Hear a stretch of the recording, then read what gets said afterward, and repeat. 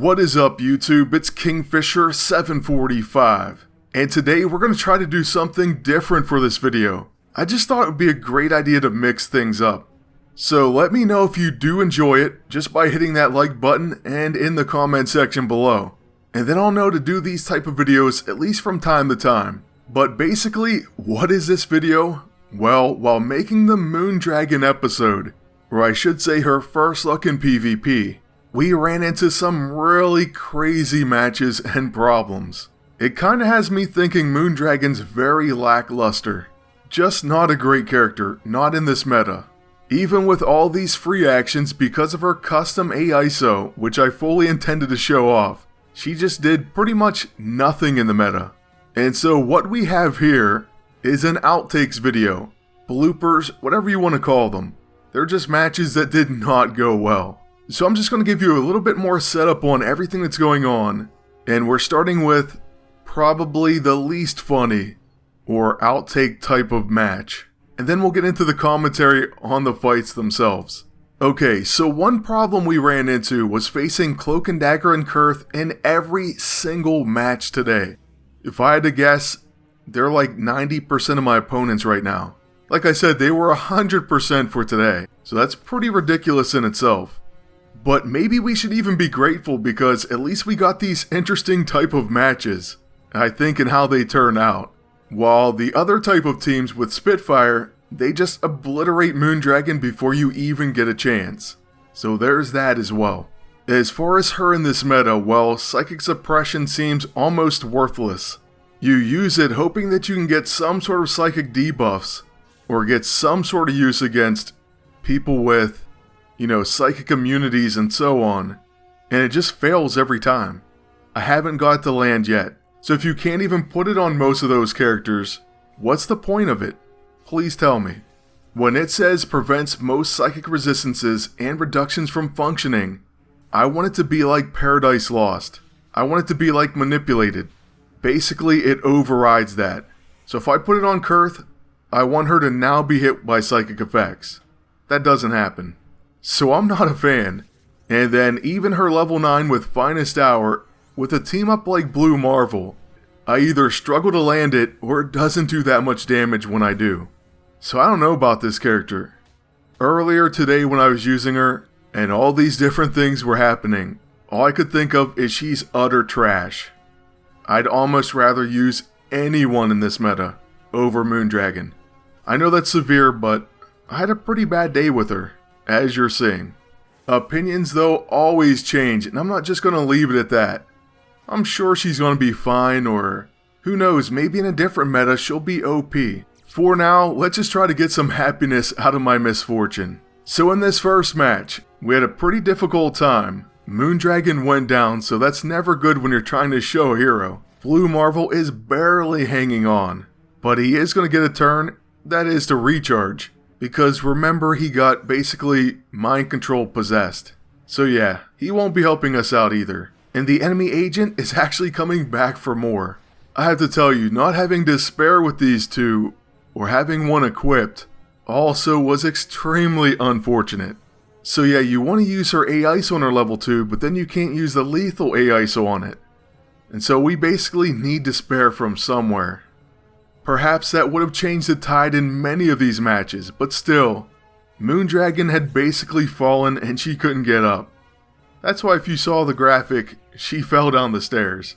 That's her in this meta, an elderly woman who just fell and needs a little help.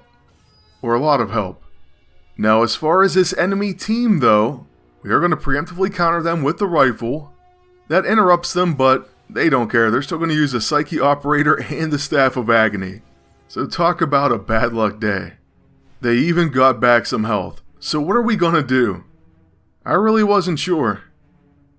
I end up using the Psyche Operator, and then that's it. We actually have no stamina to perform another action.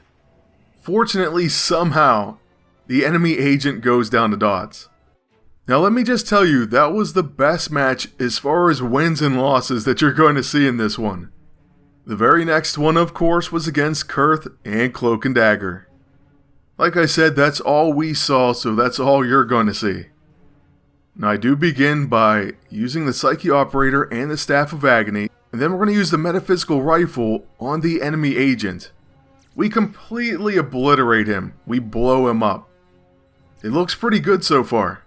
He was next to act, so it goes right to our Blue Marvel, who's also a one-shot machine. So we use his level 6. Then we're going to use that level 9. Now what I didn't notice is Kurth has back for more. Something I definitely didn't expect. Now when she hit me with Road to Ruin, it blew my mind. I was like, a dead person's going to hit us? Then I realized quickly and saw back for more. So okay. Now Cloak and Dagger, they attack but take huge damage and almost are knocked out themselves. Now this was going to be an impressive match to start the Moondragon video with. Not like that first one where we barely won and Moondragon got knocked out. I hate when the character you're trying to look at has an early exit in the battle.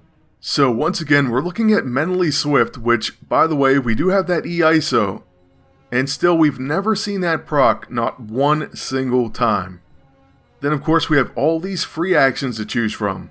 You would think with 4 free actions to use, this character would be extremely overpowered.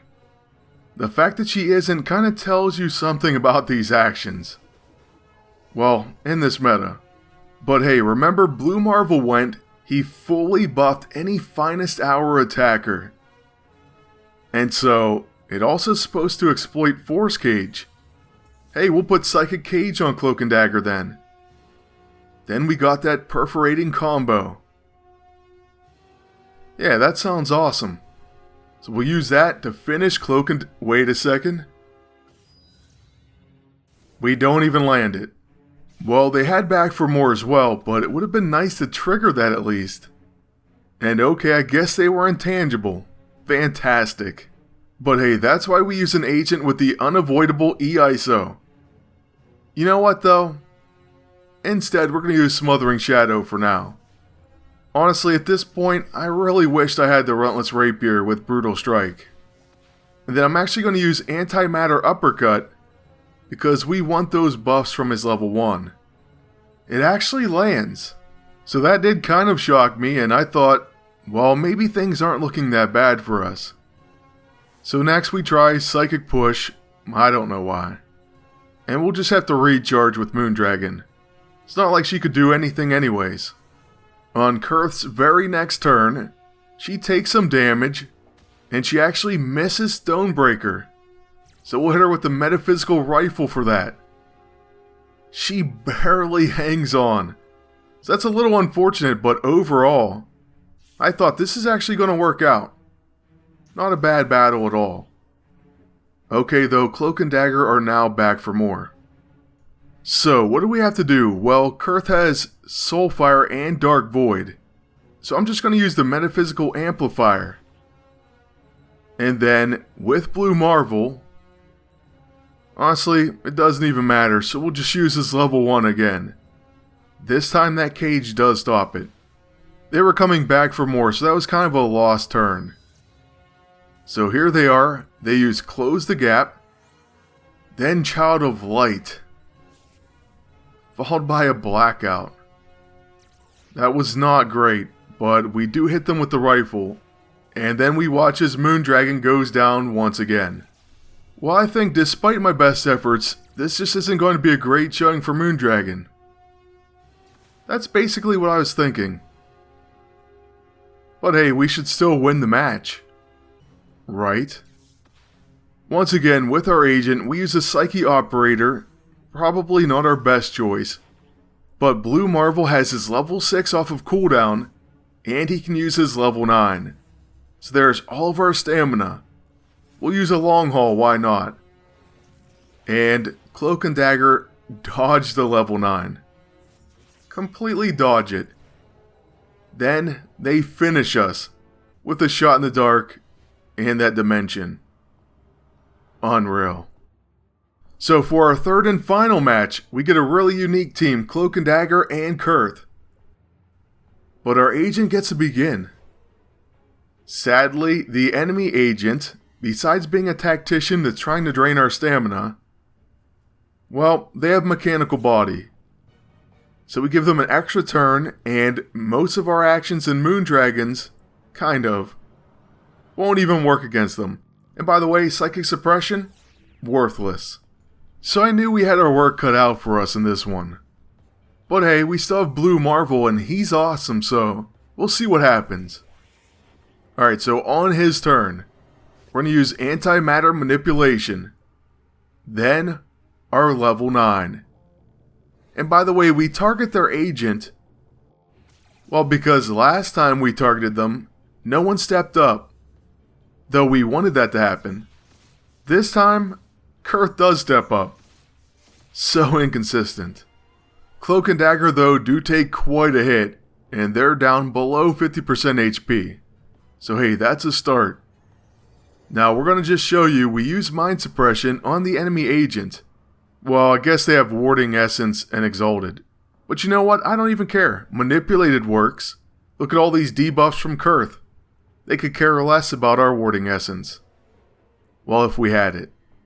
To be honest with you, we removed it because we felt we needed the Ionic D. Because without Despair, we're lost. But it doesn't even matter because Despair goes over Warding Essence. Bunch of Kurth's things goes over Warding Essence. Manipulated. So on and so on. So who even knows anymore? The game's gotten so convoluted. Make Psychic Suppression on the level of these other things. That's all I'm saying. Be more consistent. I guess the wording just doesn't mean what we hoped it meant. It meant actually very little. So whatever, it just sours me on Moondragon. But hey, at least we put Despair on the enemy team. So that's something. Right after they got an extra turn and tried to heal, so that actually worked out. Then the Endoskeleton misses us and we fire back with the rifle. Once again, not a terrible match, we're actually winning. Kurth uses the Road to Ruin and it's not that bad. Could do a lot more damage. And Cloak and Dagger with Despair get taken down to 759 HP. Plus we got a rifle preemptive, which completely misses, and then they basically take out our entire team. Seriously. Really, game? Under 1k HP, and our unavoidable E-ISO having agent misses with the rifle, and that's how we lose. Right. Well, if that doesn't make you want to quit for the day, then I don't know what will. So that's it, I can't even go on with the game. Not today. But yeah, I hope you enjoyed the different type of video. I do want to thank you for watching. I ask you to please like, comment, and subscribe. Then until next time, good luck, and take care.